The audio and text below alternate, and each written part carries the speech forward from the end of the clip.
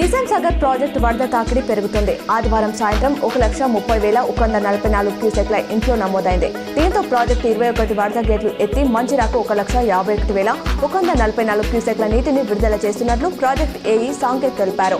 మరో 900 క్యూసెక్ల నీటిని ప్రధాన కాలువకు విడుదల కొనసాగుతుంది. పోస్టల్ శాఖ దేశవ్యాప్తంగా స్పీడ్ పోస్ట్ ఛార్జీలను పెంచింది. అక్టోబర్ 1 నుంచి ఇవి అమల్లోకి రానున్నాయి. స్పీడ్ పోస్ట్ ఛార్జీలను చివరిగా 2012 సంవరించామని, నిర్వహణ ఖర్చులు పెరగడంతో ఇప్పుడు మరోసారి పెంచినట్లు వివరించింది. విద్యార్థులకు మాత్రం 10% తగ్గింపు ఉండనుంది. అలాగే అమెజాన్, ఫ్లిప్కార్ట్ తరహాలో ఓటీపీ ఆధారిత డెలివరీని పోస్టల్ శాఖ ప్రారంభించింది. నిజామాబాద్ జిల్లాలో 31 జెడ్పీటీసీ స్థానాలకు గాను 14 స్థానాలు మహిళలకు రిజర్వేషన్ అయ్యాయి. ఇందులో ఆలూరు, డొంకేశ్వర్ జెడ్పీటీసీలు ఎస్సీ మహిళలకు, దర్పల్లి జెడ్పీటీసీ ఎస్టీ మహిళలకు రిజర్వ్ చేశారు. ఆర్మూర్, భీమ్గల్, చెందూర్, రుద్దూర్, ఎడపల్లి జెడ్పీటీసీలు జనరల్ మహిళలకు రిజర్వ్ చేశారు. ఇక కోటగిరి, మాక్లూర్, మెండోరా, మోర్తాన్, మోస్రా, ఎర్రగట్ల జెడ్పీటీసీలు బీసీ మహిళలకు రిజర్వేషన్ అయ్యాయి.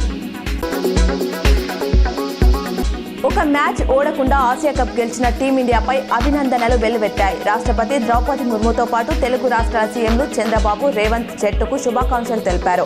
టీమ్ స్పిరిట్ నిబంధనతో పాక్పై ఘన విజయం సాధించి దేశం గర్వపడేలా చేశారు అని సిబిఎన్ ట్వీట్ చేశారు. తెలంగాణ గొప్ప పేరు, గౌరవం తెచ్చారని తిలక్ వర్మను రేవంత్ అభినందించారు. ఆసియా కప్ ఫైనల్లో పాక్ను చిత్తు చేసిన టీమిండియా పాకిస్తానీ చేతుల మీదుగా ట్రోఫీ తీసుకునేందుకు నిరాకరించిన విషయం తెలిసిందే. ఈ నేపథ్యంలో బీసీసీఐ పాక్ను ఉద్దేశించి ట్వీట్ చేసింది. 3 ఎదురు దెబ్బలు, 0 response, Asia cup champions, message delivered అని పేర్కొంది.